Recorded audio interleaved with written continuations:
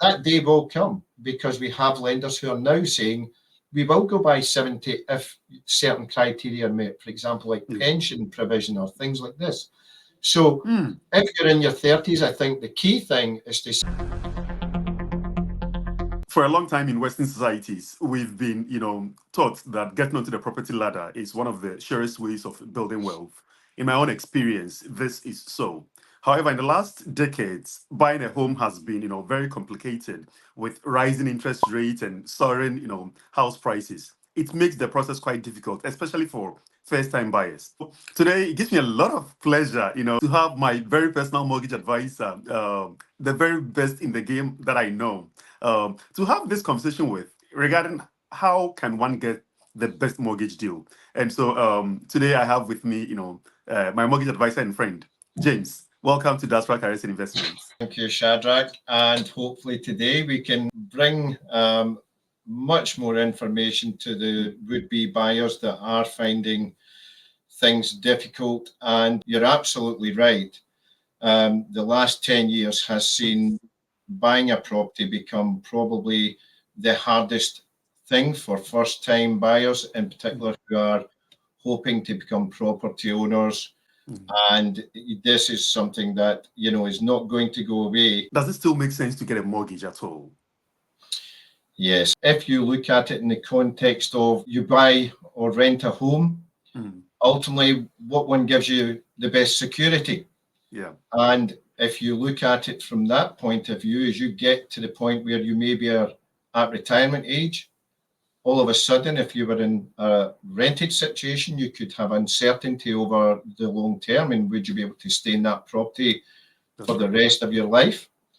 Against, ultimately, if you do have a mortgage and you get to the point where you reach the end of that term, you then would own your property, and you all of a sudden have the security of knowing you definitely have a home for life.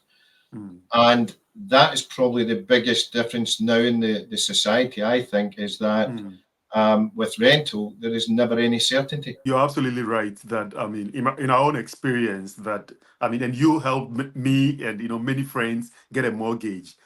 Even to the point of being mortgage free, I depended on you for a lot of, suggestions. And sometimes I didn't take all your advice, but it was always fantastic speaking to you. And I think one of the peace of mind that I have at the moment being mortgage free is knowing that, even if I don't have money for many things, I would have a place to sleep. And I think you are very right. This will become very important when you are nearing retirement. So I think I really do support, your suggestion that still getting a mortgage can be a good thing. Absolutely.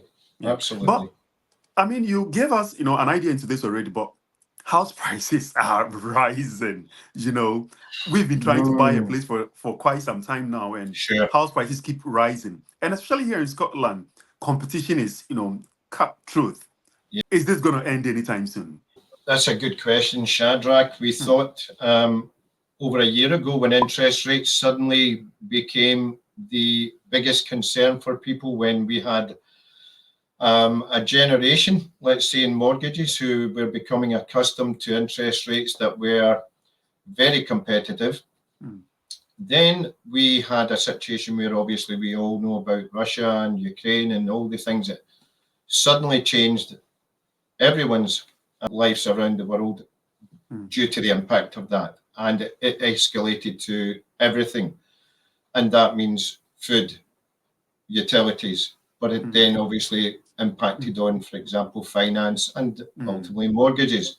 And what we've seen over the last 6 or 7 months is that the economy and inflation started to become something that was reducing and becoming more in line with what the government had been hoping to achieve over the last year or so. And people would have thought probably then that interest rates would start to fall. That's right. Quickly. Now, that's not proving to be the case. So when you look at it in the context of home buying, what we have found, and you're very right in mentioning Scotland, because Scotland are fairly unique in the UK, and as much as that we are the only part of the UK where we get what we call closing dates. And if people are looking to buy a property, generally they think they can buy a house, they'll In Scotland, they have one advantage. They already have what we call a home report, which you don't have in England or Northern Ireland or Wales. And that means before people view your property, they already know what the surveyor's comments are and what they think of the property, and they ultimately give a valuation for that property. This is an important point you are making, because recently I was viewing houses for friends who are coming from England and they wanted to buy in Scotland. And of course, they saw the home report value and they wanted to, offer below that. And I was telling them that it would be an insult to offer below the home report value in Sure. Scotland. But I think you make the point clear that it is because of the differences between England and Scotland. So for viewers who do not know, in Scotland, to buy a house, you just cannot advertise the house. You have to add the home report to it, which is what a professional, has seen the house, found the faults or, what is good about it, and even Sure. tell you what they think is the value of the house. So when a buyer is going to buy the house, they know how much a professional thinks the house is worth.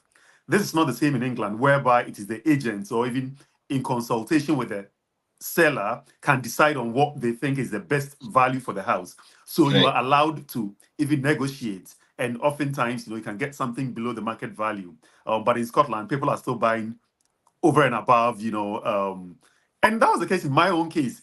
3 years ago, when I was buying a house, we had to Yeah. pay more than the value of the house, because otherwise you're not going to get a place unless you are willing to buy a place that is absolutely run down and you do it up.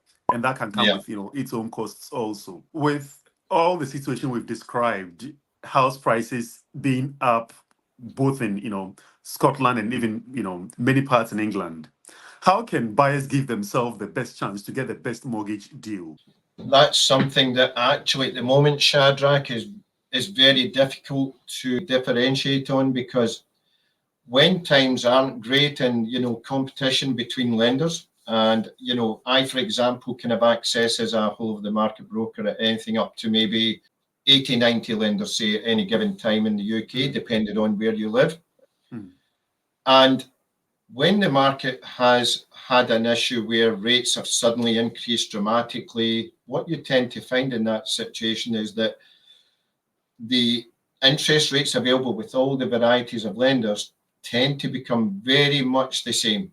The competition levels are different because, there's uncertainty there. And at the moment, we have been through a period where we've improved. For example, the start of this year looked quite bright, and interest rates seem to be dropping over the early part of the year, January, February in particular. We're now moving towards April, and all of a sudden, even just in the last week, we have been constantly getting emails from lenders in advance saying that they're increasing rates again. So at the moment, it's hard to predict what's going on. And I was looking today, for example, when you ask about interest rates, for example, someone with say a 40% deposit, which normally would get you the very best rates you would think you could get because you're putting down so much capital. At the moment, the best rates, even at that level, say over a 2-year period, are only just under 5% with the very leading lenders, where someone that's only maybe got a 10% deposit, and in the past you would have thought they'll pay a lot more because they've only got 10% deposit. The difference between the 40% deposit at the moment and 10% is less than 0.25%. So someone with a 90% situation would only be paying just over 5% against someone just under 5% with 40%. So there isn't so much competition and willingness from lenders to reduce the rates at the moment because there's still that uncertainty in the mortgage market. All that means is that, even if someone thinks, oh, money talks, which you hear that line a lot of the time, the reality is in the mortgage market at the moment, there isn't the room for the lender to really reward that level of deposit variance because there is still that uncertainty. Whereas just 2 or 3 years ago, for example, when I was dealing with your interest rates or most of my first-time buyers, it was just commonplace that they would get 1.5%, 2.5%. Don't remind me of, the good old days. And we have talked about this, and people can't seem to quite understand why, it's so hard at the moment on interest rates. And really, it's just down to the fact that there's so much unease around the world at the moment. That impacts on financial markets, of course. and it just makes obviously money and borrowing more expensive. Yeah. And at the moment, I don't see that changing too much over the next year or two, to be honest. So I think people have to accept that round about 4.5%, 5.5% might become the kind of the normal. A good rate would be there. Whereas for the last 5 years, as you know, and many people I deal with, they are still on rates that are below 2%, that are below 3%. And obviously, as these deals start to come to an end, that's when it is realised that things have changed. No, you're absolutely right. I mean, interest rates are just, quite high at the moment. And I think for those of us who were fortunate at the time to get under 2% interest rates, I have not even come to terms with the idea that gradually I'm getting there that interest rates under 2% are a thing of the past. And hopefully in the next maybe 5 or more years is when we can hope to see such deals again. So I guess the lesson there is that interest rates doesn't seem to be declining anytime soon, and compared to renting, you may want to get yourself a property that is affordable, that you can deal with it, you can make your monthly payments and have a good life also. I think you mentioned that at any point in time you have access to over 90 lenders because you are a whole of market, a broker. So does that mean you cover, across the country, England, Wales, Northern Ireland, and Scotland also? Sure. That's the biggest advantage for someone that contacts a broker like myself, Shadrach. As I've always said to you and all my clients, don't worry. If for some reason you have a change of job or location, then we can assist anywhere in the UK. So, England is where I do, believe it or not, probably more of my business, although I'm based in the Glasgow area. And in Scotland, of course, I have, many inquiries, obviously, but England, obviously, is the biggest part of the UK and has the most property, obviously, available at any given time with buyers in the same way, and Northern Ireland and Wales. So we can help people buy a property in any part of the UK and take them through the whole process from start to finish. No, I've certainly used your services in the past, and I know what a tremendous help and support you provide. But I think for first-time buyers, cost is of course an element, and sometimes they haven't torn between whether to use a broker or to go to their bank. What would you recommend? Would it make sense for me to go to my bank to get a mortgage from them, or to use a mortgage advisor? Yeah, that's a question we are asked all the time, Shadrach, and to look at it, I think most people's instinct initially would be, if they have a bank account, that the natural thing would be then, well, why don't I go to my bank and ask about mortgages?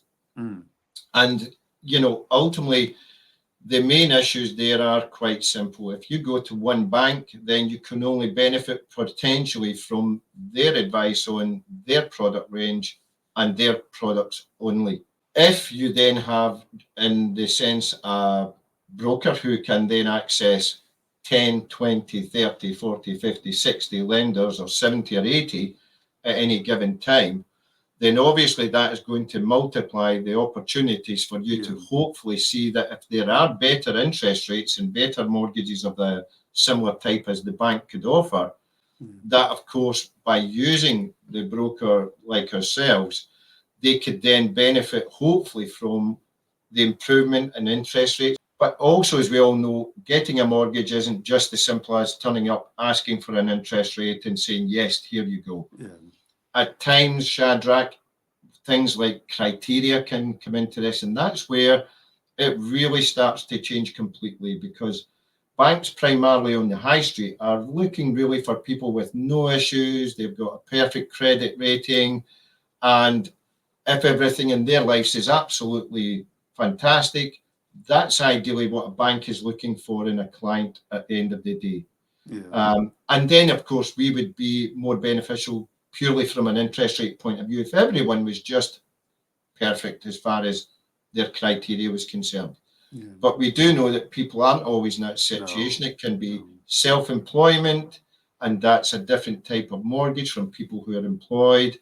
You could have someone who has a contract type situation job, which might not fit with a bank, or they could have had the odd missed payment maybe on a credit card in the last year because they maybe had a little blip for some reason, or missed payments, or someone could have been in financial difficulty in previous years and possibly had arrears or a default situation or a county court judgment.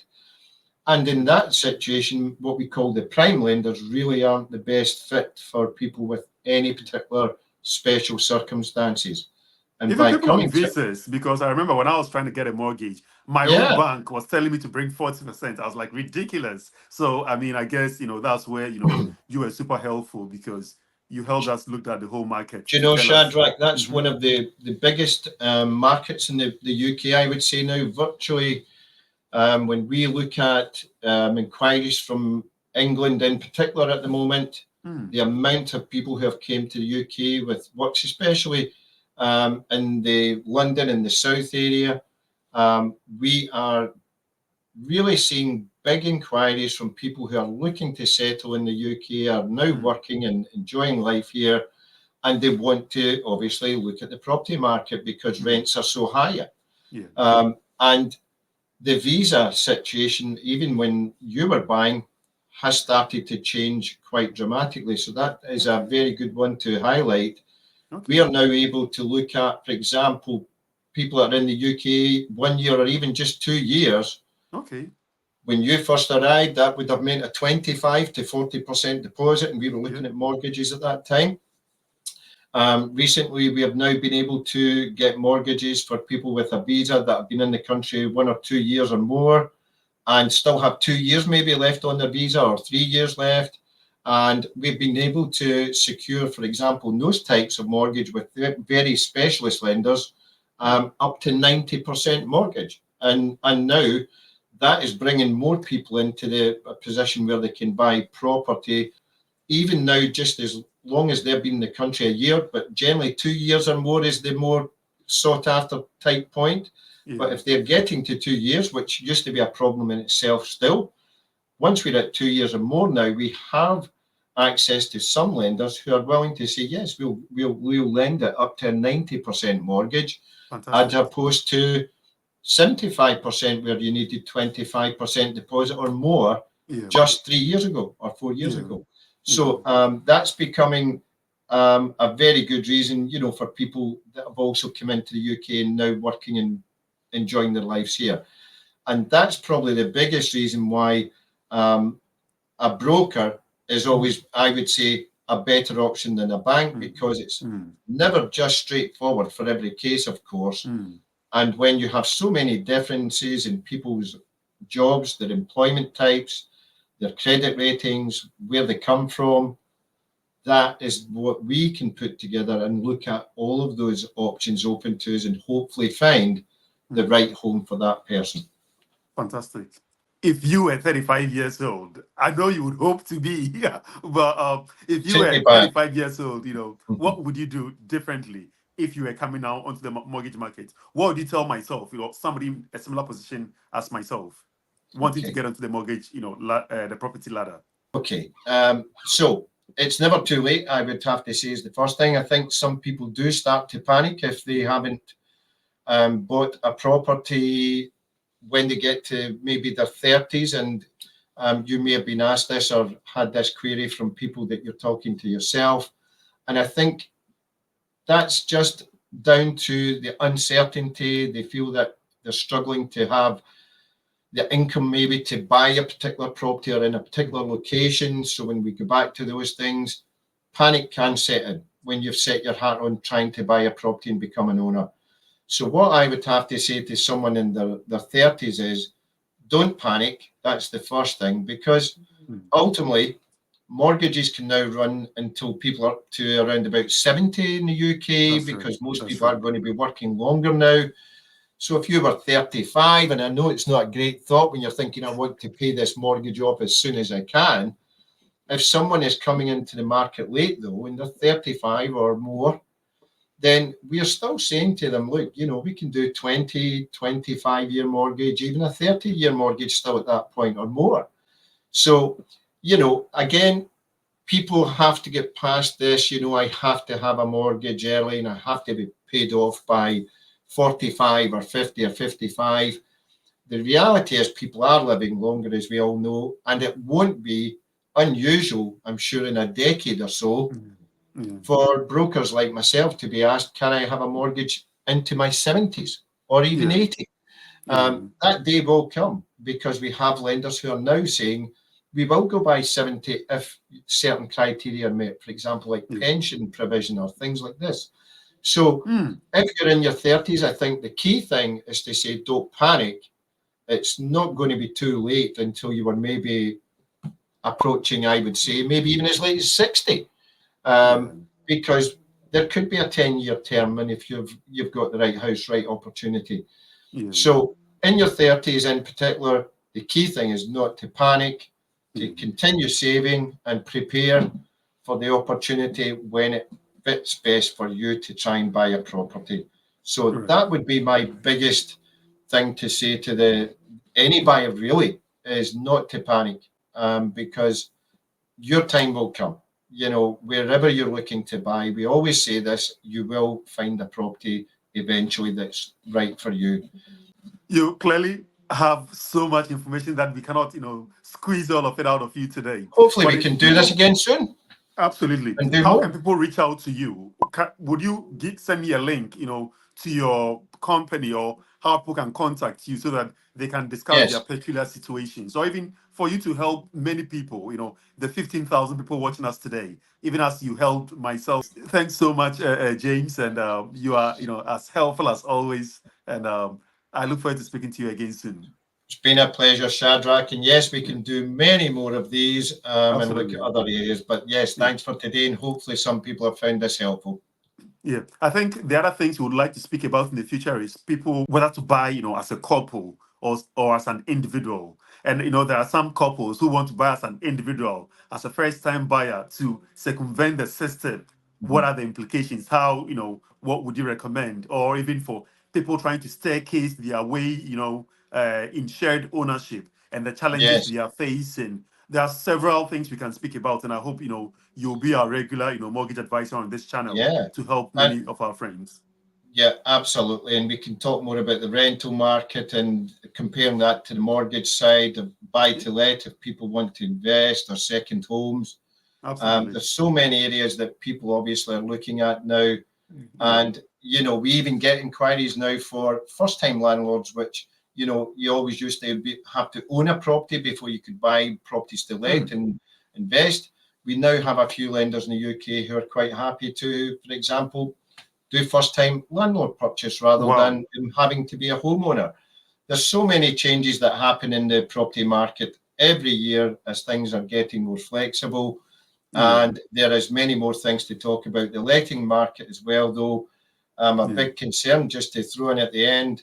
What we are finding is that rents are still so high, goes hand in hand, Shadrach. Property prices are going up and mortgage payments are going up. Unfortunately, rent payments go up in a large way. And what we're finding still is that the majority of potential buyers are still paying far less for a mortgage than they are to rent, which is a very interesting, conversation in itself, because I think a lot of people think it's cheaper to rent than it's to buy at the moment, when actually it couldn't be further from the truth. And depending on the area you're in the UK, we're amazed at how much of a difference they are when we finally come up with a mortgage payment, even in higher interest rates. And it's still lower than what they're paying in rent in many areas in the country. So there's a lot to talk about in the market at the moment. So hopefully we can do that soon. Certainly have you back. And thanks very much, everyone, for joining us today. Please do subscribe to this channel and like this video if you've got value out of it. Thanks so much, James, and God bless. We'll speak soon. Great stuff. Thank you, Shadrach.